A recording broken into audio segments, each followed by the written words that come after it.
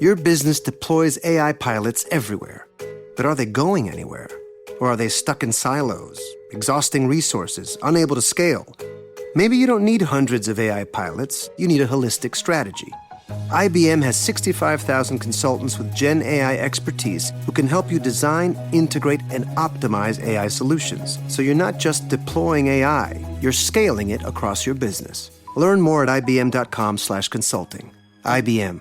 Let's create. With the $5 meal deal at McDonald's, you pick a McDouble or a McChicken, then get a small fry, a small drink, and a 4-piece McNuggets. That's a lot of McDonald's for not a lot of money. Price and participation may vary. For a limited time only.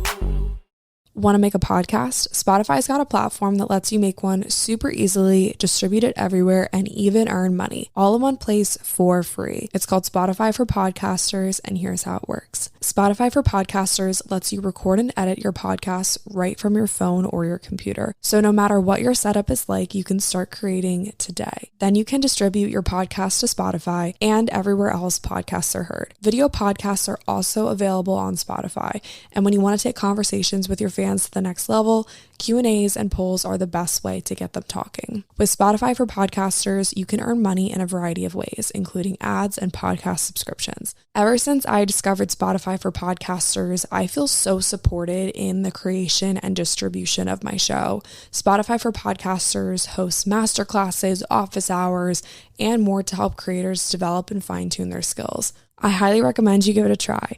Download the Spotify for Podcasters app or go to spotify.com/podcasters to get started.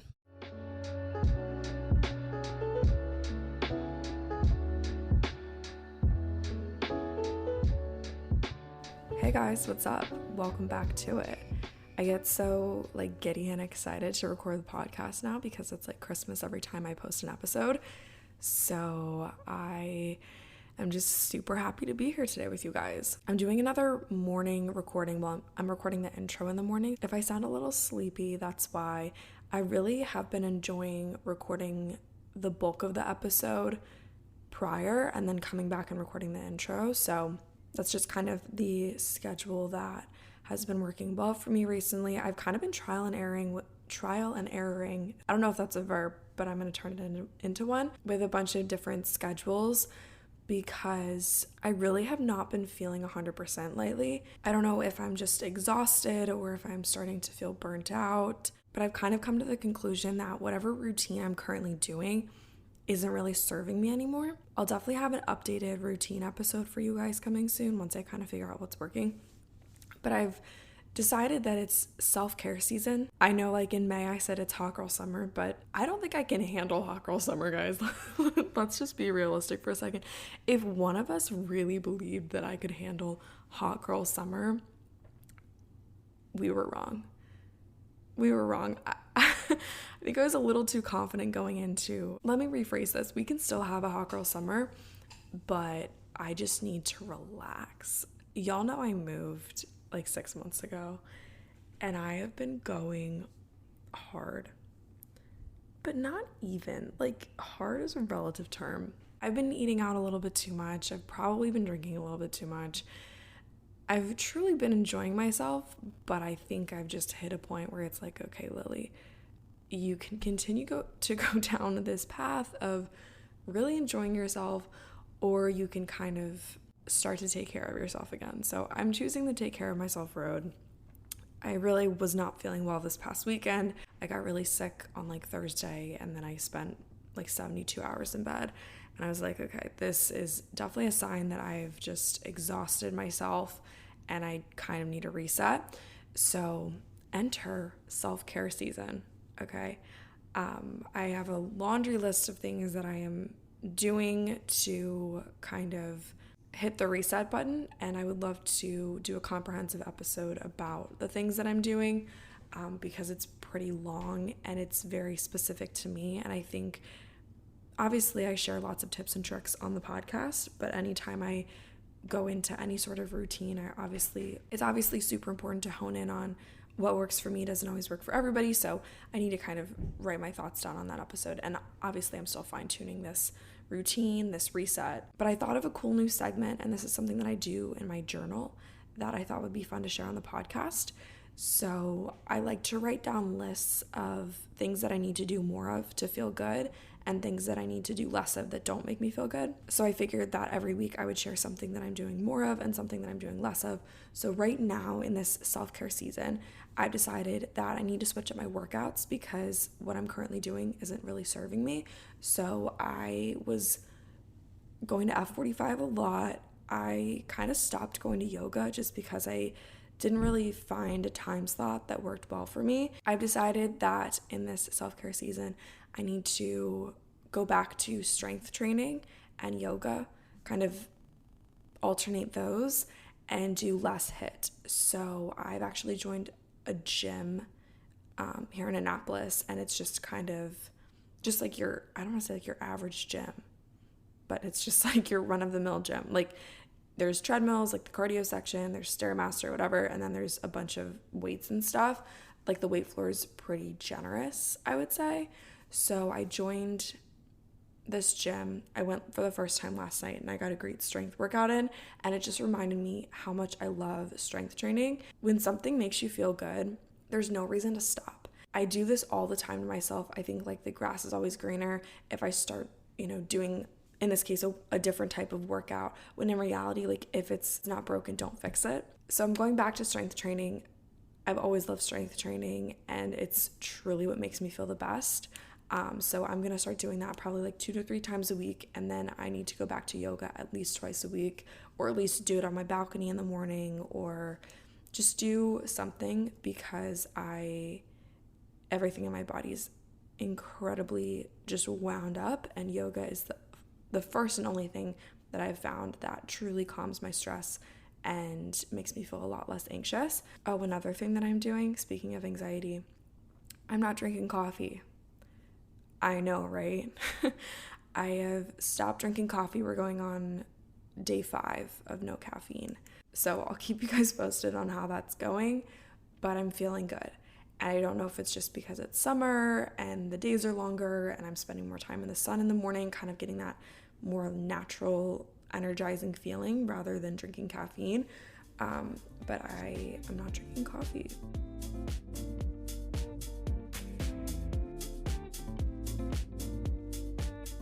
My current favorite is a Fresh Market find. This stuff is dangerous, you guys. I could eat the entire jar. It's Julie's Real Cashew Coconut Vanilla Nut Butter. It literally tastes like candy.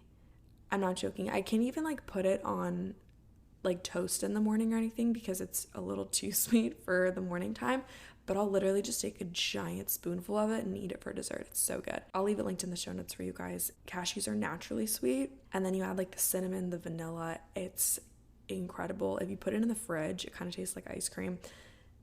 Really, really great. I found it at Fresh Market. I've never heard of this brand before, but I follow them on Instagram and they have a lot of followers, so I guess they're not like new, but they're new to me. But check it out. It's really, really yummy. A couple just miscellaneous announcements. I kind of just dove right into the life updates when I turn on the mic, but a couple podcast announcements. In last week's episode, I chatted about the idea of starting a book club, kind of just like put the feeler out there, and I got a lot of good feedback from you guys. And I was curious as to how we should host this book club, because if I do it on the show, it's just me talking and little to no feedback. So a ton of you recommended this app called Geneva. It's kind of like Slack, but a little more community focused. So I decided to make us a Geneva chat. It's just called 80/20. I'm still playing around with how the app works, so please bear with me. If you guys were around last summer, I tried to do something like this with a platform called Tribe, and it was kind of just really cumbersome, and you could only really use it on the desktop, and I never used it. So I was like, if I'm not even using the platform that my people are supposed to be on, like what's the point? So I quickly shut it down after like a couple months, and it just wasn't really catching. Like no one really used it the way that I had hoped. And so it was more like Facebook, I would compare it to, like Facebook or Twitter for communities. So that didn't really last. But this app, Geneva, seems super user friendly. It's really like kind of fun to use. I created a couple different rooms. So there's welcome, where you can introduce yourself. There's the August book club. I figured that we could start it in August. So if you click on the August book club tab, I posted something that just said, what book should we read first? So if you guys have any ideas of books to read, just drop them there. I'm not really a big fiction girl, although I am currently reading It Ends With Us by Colleen Hoover. I'm like halfway through. I don't know how I feel about it. We'll come back to that maybe like next week's episode when I finish it. I'm more of like a self-improvement book type of gal, but it has to be a very specific type of self-improvement book. It can't be your generic run-of-the-mill work out and eat healthy, you know? So anyway, drop your suggestions in the August book club tab. And then there's a chat tab. This one, I'm not really sure what this will look like, but I guess if we want to chat, we can go there. And then open forum is an opportunity to ask questions, drop suggestions, network with each other, etc. So those are the 4 open rooms that anyone can join. And if you guys have ideas of rooms that we should add, please let me know. I also made another room called Annapolis Gals because I made a TikTok. This is so funny. I made a TikTok like 2 weeks ago, and it was of my parents and I going out downtown in Annapolis. And this TikTok kind of went viral to some degree. I don't know, viral for me. Tons of likes, tons of comments, and tons of girls saying that they live in the area and that they want to connect. So I figured that this would be like a really fun place to do it. I was going to make an Instagram group message, but I still haven't done that yet.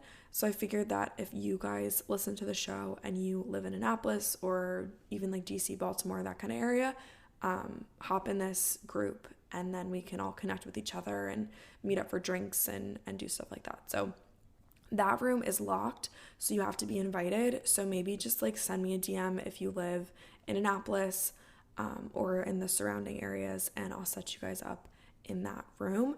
But just click the link in the show notes. It'll take you to 80/20's Geneva page, chat, whatever, and we'll go from there.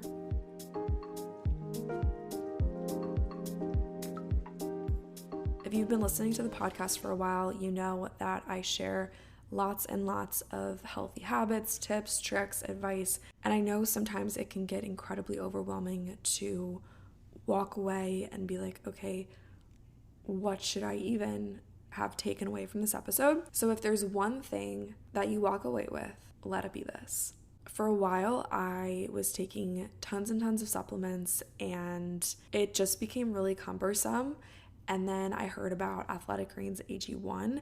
So I was like, okay, what's all the hype about? I gotta check this stuff out. With just 1 scoop of AG1, you're absorbing 75 high quality vitamins, minerals, whole food sourced superfoods, probiotics, and adaptogens that help you start your day right. So like I mentioned before, I'm not drinking coffee anymore, so I love to have some sort of yummy beverage in the morning, and AG1 has this like tropical mild flavor. Obviously super yummy all year round, but perfect in the summer. I just take 1 scoop and toss it into like 12 ounces of water.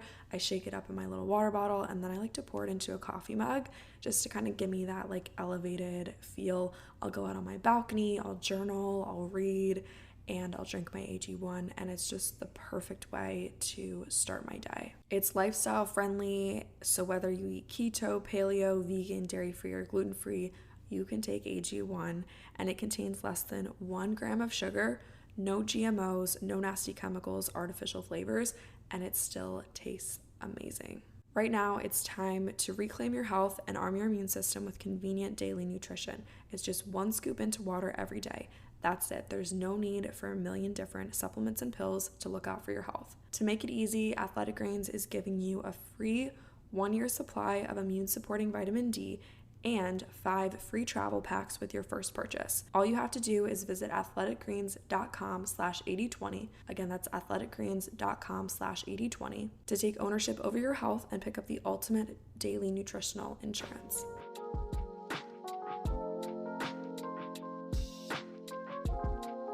We are long overdue for one of these monthly, I put that in air quotes, monthly Q&A episodes, because I haven't done one since April, and they used to be pretty consistent. So we're bringing it back for the month of July, and then hopefully we'll just continue to do them every single month. Maybe it'll be like a bonus episode. So instead of 4 episodes a month, we'll do 5.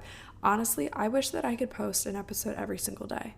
And I've thought about doing something called a pod week where I post 1 episode every day, but I feel like one is a lot. I spend at least like 5 to 10 hours on the podcast every week, whether it's just like creating content for it or recording or editing or whatever, but I totally wish that I had more hours in a day, because I would totally do a pod week or an episode every day for like the rest of my life. Anywho, we're long overdue for an Ask Lily, and I figured that a fun theme would be relationships, dating, hookups, boys, etc., etc., etc. In last week's episode, I told you guys that I take an interest in interpersonal communications, relationships, the way that men and women communicate with each other, because I think that it's pretty intriguing personally. I'm definitely not a relationship expert, so all of these pieces of advice, this feedback is going to be from my personal experience. So take everything I say with a grain of salt. That's true for honestly anything on the internet. Anytime we're getting advice from someone, like, you know you best, no doubt about it, but it's nice to get some outsider perspective. I'm not an expert, you guys know that, but I have been told that I give pretty good advice. I have 2 sisters. I'm the middle child, so typically I coach Lexi. Sometimes she coaches me though, and then Marley coaches both of us. So shout out Marley for being the head coach. You guys reached out with a ton of really, really good questions, and I picked ones that were pretty thorough, so I had some context to them, because oftentimes if the question's just like, how to be single, it's like, okay, that's really broad, and I could go run in tons of different directions with that. But a lot of you actually DM'd me like a paragraph of your situation, which I love, because it gives me some context. I can really speak on it. I went through all your submissions and I made notes and stuff, so I'm gonna read a handful of them. I probably won't get to all of them, but a lot of them overlapped. So we're gonna call this episode Breakup Bootcamp, because to me it seems like everybody and their mother has recently gotten out of a relationship. So I think that we all have something in common. Not like I need to disclose all my relationship background, but I am recently single, like within the past 6 months or so. I was in a long-term relationship in college, and things recently ended. We went our separate ways. So I am currently in a season of singleness, and it has brought me a lot of perspective. I've grown a lot and I've learned a lot, and I'm learning about this new version of myself every day. So I'm kind of taking my singleness as a learning opportunity. So that's kind of probably the perspective that I'll lean towards when I answer some of your questions or your stories or your situations.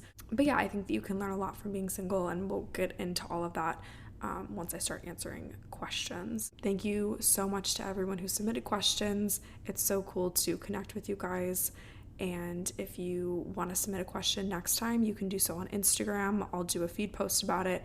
Or if you just have a question or a situation that comes to mind that you want advice on, send me a DM, and that will kind of help me like pick out themes for the monthly episode, if there's even a theme, or I'll just kind of compile them into a folder of screenshots on my phone and throughout the month, and then answer them when it comes time to record the episode. With that being said, let's get on into it.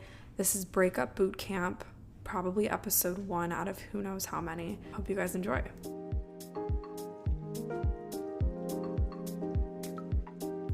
I know that you've answered breakup advice questions in the past, but my 2-year relationship with my boyfriend/best friend ended this week. Do you have any tips on getting through the immediate days/weeks after a breakup, even when it feels like you can't do anything? Any tips on simply missing him? I can't stay busy 24 hours a day to stop thinking about him. Also, for context, we ended things simply because of distance. Because of our careers, there was no end to distance in sight.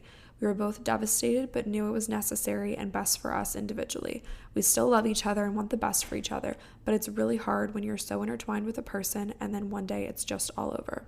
First off, I just wanted to say I know exactly how you feel. I can heavily empathize with you, and I am so sorry that this has been your week. The immediate days following the breakup are probably the hardest. Right now, let yourself be sad. You don't have to go like immediately fixing your feelings. Like, it's okay to be sad. anytime we feel like a negative emotion, we want to do something about it right away. We're like, oh, this is so wrong. Like, I'm not supposed to be sad, or I'm not allowed to be sad.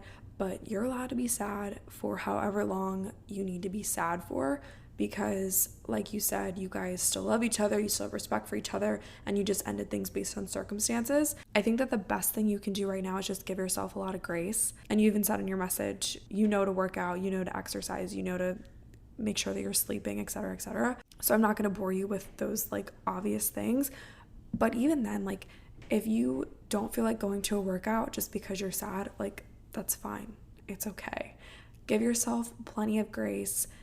And you're probably already doing this, but surround yourself with people who lift you up, whether it's family members or friends, or even just different like things out in the community that you like to do that make you happy. I definitely recommend taking a social media break. Even if your significant other isn't on social media very often, I think it's really, really easy when you're not feeling 100% to go on and compare yourself. If you go on your phone and you start scrolling and you see like, oh, you know, these people got engaged, or like this person is celebrating their 1-year anniversary or their 10-year anniversary, it's just gonna make you feel worse. And avoid your camera roll at all costs. Like, memory lane is a dangerous place to be. Honestly, just turn off your phone for a few days if you can. And if you can't because of like work, or I know it's hard to just turn your phone off, make sure that you just kind of block or delete apps that you think might put you in a negative headspace. Tips on missing him. If you guys ended mutually on good terms, I think it's okay to kind of like check in periodically as if you were checking in on a friend. Although that's a slippery slope as well. If you just rip the band-aid off and just stop talking altogether, it's going to make it a lot easier to get over this person. Whereas if you keep like relying on them and going back to check in and see if they're okay, it's probably going to make the grieving process a lot worse. So that's kind of a judgment call. Like, what do you want to put yourself through? Like elongate the process of getting over him by reaching out? Or do you want to just kind of like rip the band-aid off, be super sad now, like not reach out and lean on your other support network instead? I would say the rip the band-aid off approach and just like cut all contact is probably better, even if you ended on good terms, but it's up to you. You ended your message by saying, I'm sorry if this was a lot, but I'm feeling really overwhelmed and lost. Totally valid feelings. When you're with someone for a year, 2 years, it's really, really hard to separate your identity from that person's identity. Like, you guys kind of get grouped together and kind of becomes like a unit. Of course, you're gonna feel lost because you did lose something, but it's okay because you're gonna gain so much more in the weeks, months, years to come. You don't have to do anything about the sadness, just feel it, ride the wave, and it's gonna get better, I promise. Hey Lily, I discovered your podcast recently and honestly I love it so much. Thank you. I'm newly single and I'm okay with it, but I'm not sure when to start putting myself out there again or even how to do so. I made a few dating app profiles, but everybody just wants to hook up, and even when I did go on a few dates, it really just made me miss my ex. We broke up for a good reason, and like I said, I'm okay with it, but I need some advice on how to get back out there again. Getting back out there. What a topic. I don't think that there's a specific timeline that you have to follow. You could get back out there like the next day, or you could get back out there 2 years from now. It's really a personal choice as to when you think you're ready. And it sounds to me, if these guys from the dating apps aren't really suiting you, you might not be ready. Or guys from dating apps just aren't always the pick of the litter. I don't know. I'm not gonna lie to you guys, this will be transparent. I made like half of a Hinge profile the other day, but then I got to like the adding the pictures part, and I'm like, I feel like it's online shopping. Is it not? Like, I don't want to be someone's entertainment, like when they're just scrolling on their phone. That's so stupid. I literally post on Instagram, like that's my job, is to create entertainment for people to scroll. But I personally, like, my personality, me as like a human being, I don't want that to be someone's like entertainment.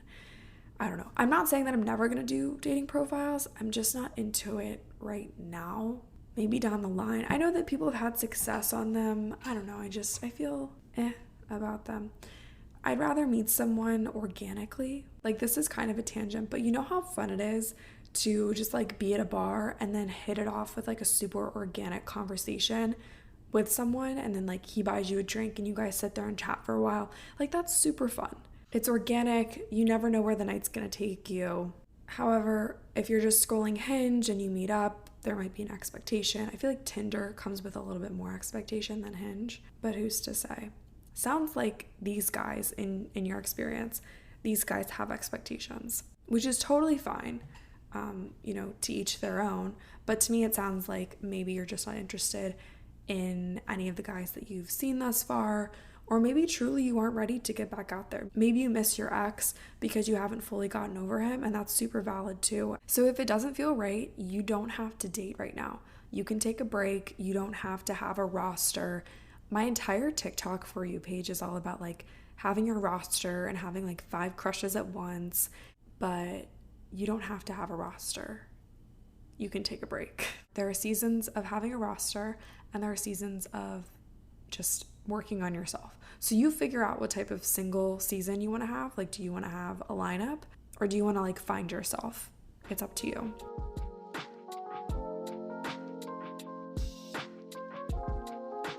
Recently, things with my boyfriend have been really strange. He seems super uninterested in my life, and he's become really distant. So I started doing the same thing to him, even though I know that that's totally toxic. We rarely even talk about things with substance anymore, and it just feels like everything's fizzling out. But we've been together for 4 years, and I cannot see my life without him. Should I try to mend things, or do you think that it's just time for a fresh start? Oof. Couple follow-up questions, because this could change the direction of this scenario. If things have been distant and strange and he's been uninterested for like 6 months now, that's a big problem. However, if it's just like this week he's become uninterested, maybe that's something to kind of bring up. I think having open dialogue and communications in relationships is incredibly important. So when something weird happens, you can bring it up and be like, hey, this has been bothering me. Can we talk about this? But if this has been going on for like months and months and months on end, and he just doesn't even ask how your day was, huge problem. I'm not going to sit here and tell you to end things or to stay with him, because that's definitely not my place, and I think I do need a little more context before I kind of give you one direction or the other. But if you're okay with this distance that he's created between the two of you, and then now that you're creating between the two of you, if you're okay with it, then to me it doesn't really sound like a relationship. If you can't sit down and talk about anything, to use your words, with substance, it just doesn't really sound like you're both giving 100%. Because relationships can't be 50-50. They have to be 100 and 100. I would definitely take some time and consideration. Honestly, write out like a pros and cons chart. If you're only staying with him because you've been together for so long, to me it doesn't really matter if you've been with someone for 4 months or 4 years. If you can't have open communication, open dialogue, and be interested in each other's days, it just doesn't sound like either of you is very happy. So a lot of factors here.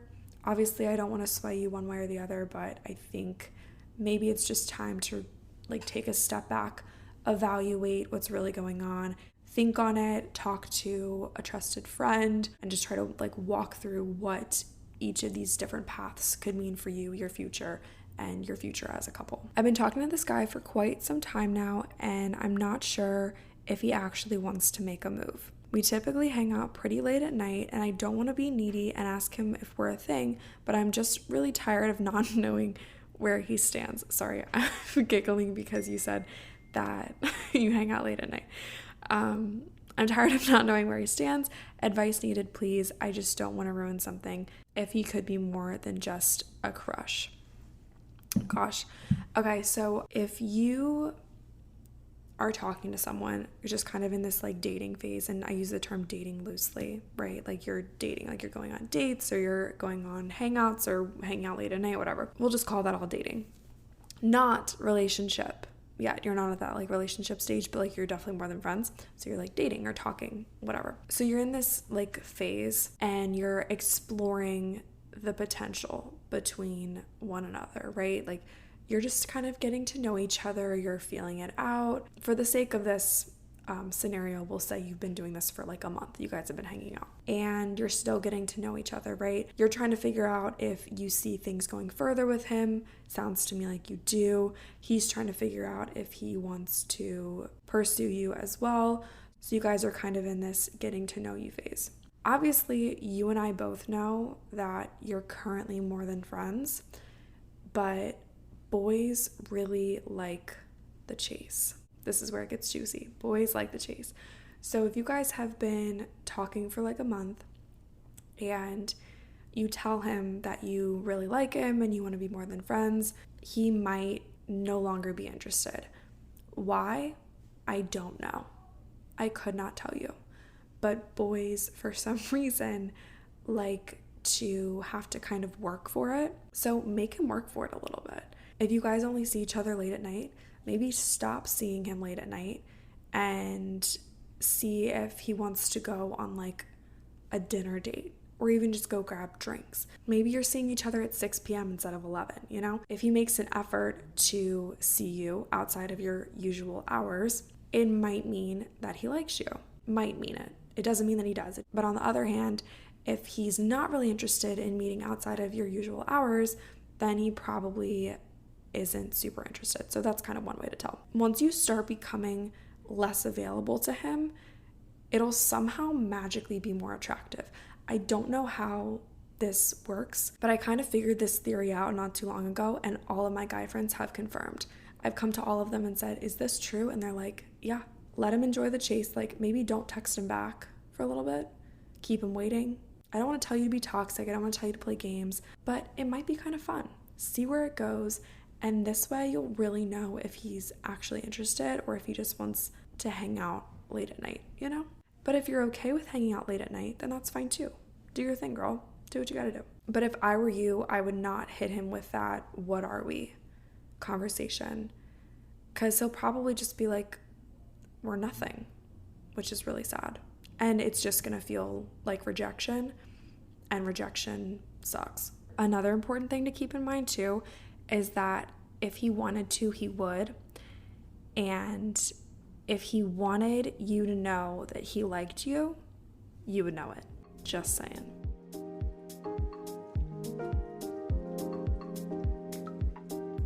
All right, you guys, that's pretty much going to be it for today's episode. I really hope that you enjoyed it. If you did, be sure to leave a rate, leave a review, share the episode with a friend, and that just helps more people find and listen to the show, which helps me continue to keep creating the show for you. Don't forget to check out the link in the show notes to join our 80/20 Geneva group situation. I'm excited to see where this goes. Like kind of get it off the ground, explore like more rooms. Any like feedback or ideas that you guys have for the group are always welcome, so feel free to shoot me a DM. I hope that you guys liked today's episode. I know I only answered like 4 or 5 questions or like situations, but they were pretty in depth, so I hope that you guys kind of liked this format better than like the rapid fire like Q&A type of thing that we've done in the past. So if you liked it, let me know. Love you guys lots, and I will chat with you on Thursday.